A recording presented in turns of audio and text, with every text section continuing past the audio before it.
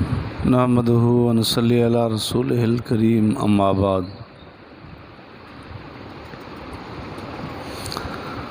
اللہ کے فضل و کرم سے سورۃ کہف مکمل ہوئی۔ اس سے آگے ہے سورۃ مریم۔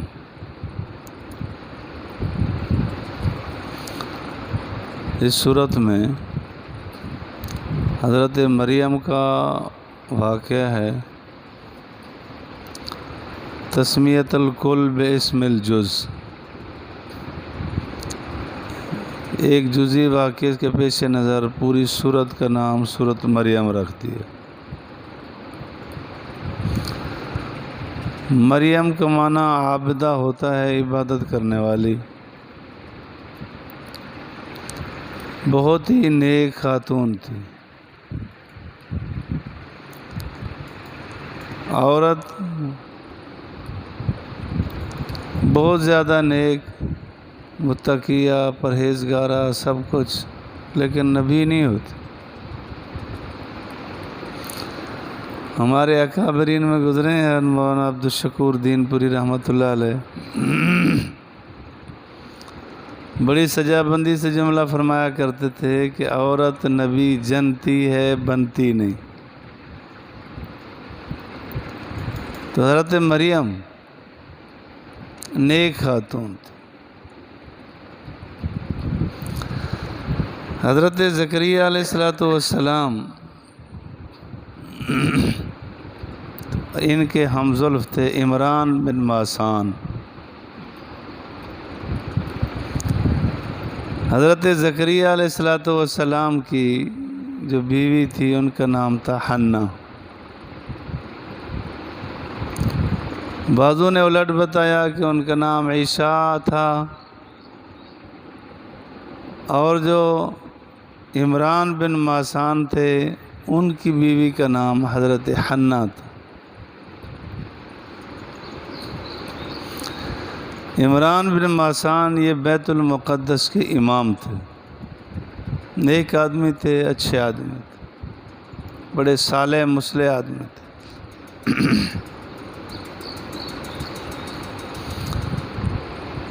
تو جب ان کا انتقال ہوا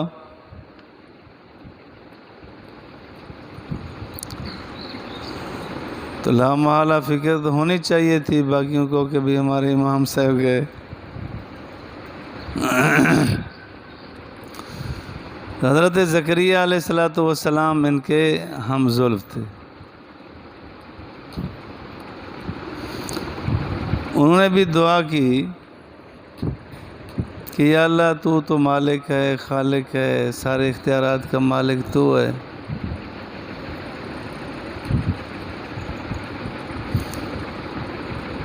جب عمران بن ماسان کا بیٹا تھا ہارون، ان کا انتقال ہو گیا، تو نیابت کے لیے دعا تو چاہیے تھی، دعا مانگی تو اللہ تعالیٰ نے حضرت مریم عطا کی۔ دعا یہ تھی کہ یا اللہ کو ایسا بچہ عطا کیا جائے جس کو بیت المقدس کے لیے وقف کریں گے، اور وہ بیت المقدس مسجد اقصیٰ کی خدمت کرے گا۔ پیدا ہو گئی بچی، مسجد کی خدمت کرنا بچے کا کام ہے، بچی کا کام نہیں ہوتا، لیکن نظام قدرت ہے۔ تو اللہ تعالیٰ نے حضرت مریم کو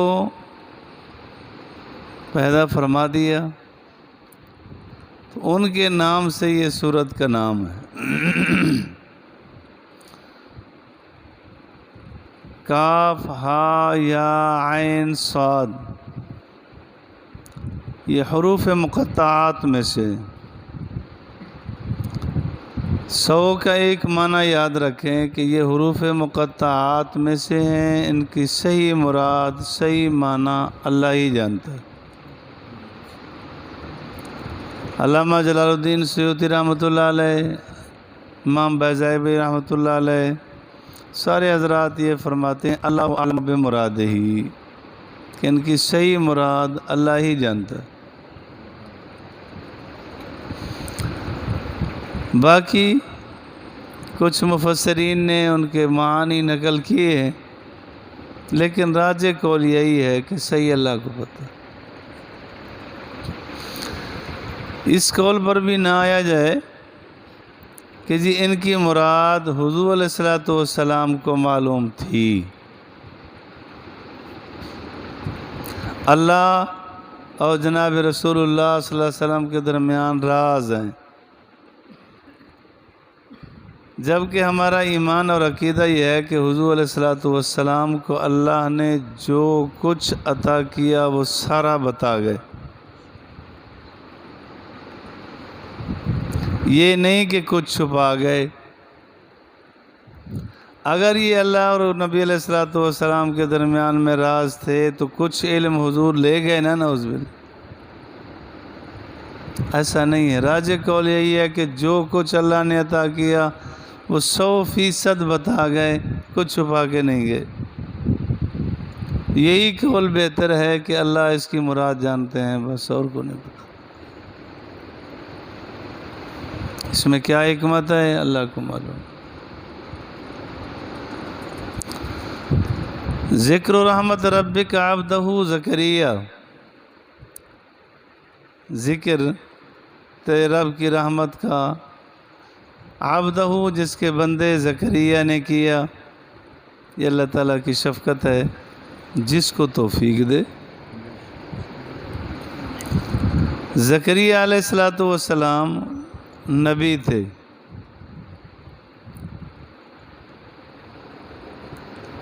انبیاء علیہ الصلوۃ والسلام کے ذوات گرامی جو آئے، جو کام آیا کیا۔ زکریا علیہ الصلوۃ والسلام بڑھئے کا کام کرتے تھے۔ کسی کو کوئی عیب لگانا کہ جی یہ کمزور کام ہے، یہ کرتا ہے وہ کرتا ہے، نہیں، سارے کام ٹھیک ہے۔ آپ علیہ الصلوۃ والسلام نے مزدوری بھی کی، بکریاں چرائیں، تجارت بھی کی۔ آپ علیہ الصلوۃ والسلام نے جو محنت کرنی تھی کی، اس میں کوئی خفا والی بات، عیب والی بات ہی نہیں۔ زکریا علیہ الصلوۃ والسلام نبی تھے۔ اذ نادى ربہ نداء خفیہ، جب پکارا اپنے رب کو نداء خفیہ، پوشیدہ، خفا، مخفی ندا۔ ذکر میں اصل خفا ہے کہ آہستہ ذکر کیا جائے، کسی کی نماز میں، کسی کے ذکر فکر میں، کسی کی نیند میں کوئی خلل نہ آئے۔ حدیث پاک میں آتا ہے کہ ذکر خفی ذکر جلی سے 70 درجہ زیادہ فضیلت رکھتا ہے کہ اس کا اور رب کا معاملہ ہے۔ جہاں جہاں شریعت نے بتایا کہ اونچا ذکر کرو، کر لیا جائے، کہ اذان اونچی کہو، کہہ لو، تکبیر اونچی پڑھو، پڑھ لو، تکبیرات تشریق اونچی پڑھ لو، پڑھ لو۔ لیکن جہاں حکم ہے کہ آہستہ آہستہ کیا جائے۔ عام نمازوں کے بعد ذکر بالجہر مکروہ ہے، منع ہے، نہ کیا جائے۔ کوئی نماز میں ہوتے ہیں، کچھ تسبیحات میں ہوتے ہیں، اس وقت ذکر بالجہر نہیں، صحابہ سے بالکل نہیں ثابت۔ تو زکریا علیہ الصلوۃ والسلام نے اللہ تعالیٰ سے ندا کی، اور دعا کے آداب میں سے ہے بھی یہی، ادعوا ربکم تضرعا وخفیہ، کہ اللہ تعالیٰ سے دعا مانگو، گڑ گڑا کے مانگو اور آہستہ مانگو۔ اس وقت جو ہمارے ہاں رواج ہوتا جا رہا ہے کہ دعا مانگنی ہے، چیخ چیخ کے مانگنی ہے، یہ نہیں۔ کبھی بطور تعلیم کے کچھ الفاظ اونچے، یہ صحابہ سے ثابت ہیں، وگرنہ ہر حال میں دعا اونچی نہیں، اونچی اونچی دعائیں آج کل تو ویسے قابل افسوس ہے کہ دعائیں پڑھ دی جاتی ہیں، مانگی نہیں جاتی۔ اکثر کو تو ان دعاؤں کے الفاظ کے معنی بھی نہیں آتے، مطلب بھی نہیں آتے۔ الفاظ یاد کر رکھے، مانگنے کا انداز بھی عاجزی کا انداز چاہیے، تکبرانہ انداز نہیں چاہیے۔ بعضوں کو دیکھا جاتا ہے کہ ہاتھ ایسے اٹھا رکھے ہوتے ہیں جیسے محض تکبرانہ چال ہوتی، ہاتھ اٹھا رکھے دعا مانگی جا رہی۔ بعض ایسے ہیں کہ اپنی گود میں ہاتھ رکھے ہوئے ہیں، اٹھا نہیں سکے، دعا مانگ رہے ہیں ہاتھ سیدھے کر رکھے، اتنا بھی مشکل ہے۔ بعضوں کا انداز بالکل غفلت کا ہوتا ہے، کھیل رہے ہوتے ہیں، پتہ نہیں دعا مانگ رہے ہوتے ہیں، انگلیوں میں انگلیاں ڈالی ہوئی ہیں، ہاتھ میں ہاتھ ڈالے ہوئے ہیں، تو یہ دعا مانگی جا رہی ہے۔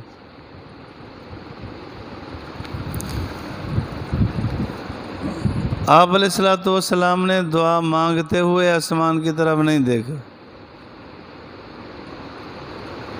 ویسے بھی جب ایک آدمی کہتا بھی ہے کہ میں اس معاملے میں مجرم ہوں، وہ کیسے پھر سر اٹھا سکتا ہے؟ وہ تو سر جھکا کے بات کرے گا جب آگے والے کہتے ہیں تو مجرم ہے اور باقی ہے بھی مجرم، وہ سر کیسے اٹھائے؟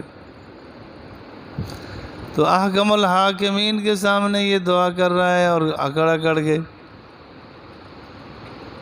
بار بار پھر آسمان کی طرف دیکھتے ہیں، خار ہیں، بدکار ہیں، ڈوبے ہوئے ذلت میں ہیں، کچھ بھی ہیں، مولا تیرے محبوب کی امت میں بڑے ناز نخرے سے مانگ۔ اللہ تعالیٰ کو ناز نخرے نہیں چاہیے، عاجزی والی دعا چاہیے، عاجزی والی، انکساری والی دعا ہو، اور کوشش کریں کہ بالجار بھی نہ ہو، آہستہ دعا ہو۔ کبھی بطور تعلیم کی اونچی کہہ دی جائے، عام دعا آہستہ ہو۔ اذ نادا ربہ، جب پکارا اپنے رب کو، نداء خفیہ، پکارنا آہستگی میں، قال رب، اے رب، انی وہن العظم، اے رب میری ہڈیاں کمزور ہو چکی ہیں، میں اور میری ہڈیاں کمزور ہو گئیں، واشتعل الراس، میرے سر نے بڑھاپے کا شعلہ مارا، یعنی بال سفید ہو گئے۔ روایت میں آتا ہے کہ 120 سال عمر تھی۔ اللہ تعالیٰ سے مایوسی نہیں ہے، نا امید از رحمت شیطان بود، اللہ کی رحمت سے نا امید تو شیطان ہی ہوتا ہے۔ لا تقنطوا من رحمت اللہ، کسی حال میں اللہ سے نا امید نہیں ہونا چاہیے۔ بڑھاپا ہے، یہ بڑھاپے میں اللہ تعالیٰ سے دعا کر رہے ہیں کہ اللہ تو قادر مطلق ہے، سب کچھ کر سکتا ہے۔ وَلَمْ أَكُنْ بِدُعَائِكَ رَبِّ شَقِيًّا، اور نہیں ہوں میں تجھ سے مانگنے میں اے رب محروم، جب بھی میں نے مانگا اللہ نے عطا کیا۔ اور اللہ فرماتے بھی ادعونی استجب لکم، مجھ سے دعا مانگو میں قبول کرتا ہوں۔ پھر یہ کہنا کہ ہم دعا مانگتے ہیں اللہ قبول نہیں کرتا، شکوہ نہیں۔ اور اللہ فرماتے ہیں میں قبول کرتا ہوں۔ قبولیت ایک تو یہ ہوتی ہے کہ جو مانگا وہی مل گیا۔ مانگا تھا کہ یا اللہ مجھے 1,00,000 روپیہ چاہیے، عمرے پہ جاؤں گا، 1,00,000 روپیہ مل گیا۔ دعا مانگی کہ یا اللہ مجھے 1,00,000 روپیہ چاہیے، 2,00,000 چاہیے، میں عمرے پہ جاؤں، اللہ نے 1,00,000 نہیں دیا، عمرے کا سبب بنا دیا، تو کیا کہیں گے؟ قبول نہیں ہوئی۔ اللہ اسباب بنا دیتا ہے۔ اور حدیث پاک میں آتا ہے کہ کبھی یہاں نہیں اس کے اثرات ظاہر ہوتے، قبول ہو جاتی ہے، اس کا انعام جنت میں دیا جائے گا۔ مومن جب تک نا امید نہیں ہوتا، قطع تعلق کی دعا نہیں کرتا، دعا قبول ہوتی رہتی ہے۔ اللہ دعا قبول کرتے ہیں۔ کبھی ایسا بھی ہوتا ہے کہ دعا مانگتا ہے، وہ اس کے لیے مضر ہوتی ہے، اللہ اس کا اجر دے دیتے ہیں، جنت میں دیں گے، یہاں اس کے اثرات ظاہر نہیں ہوتے۔ اللہ تعالیٰ مجھے اور آپ کو دین کی سمجھ فہم نصیب فرمائے۔